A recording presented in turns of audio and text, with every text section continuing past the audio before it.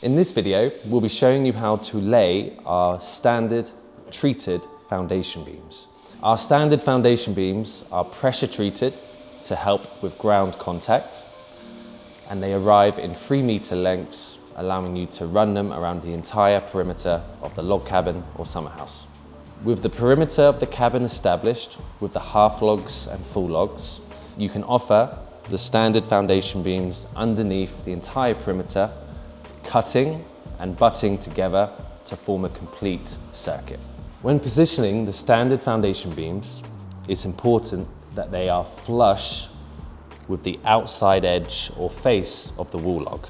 To make life a little easier, you can send screws through the tops of the half logs down into the top of the foundation beams. This helps keep everything in place during the first steps of the installation.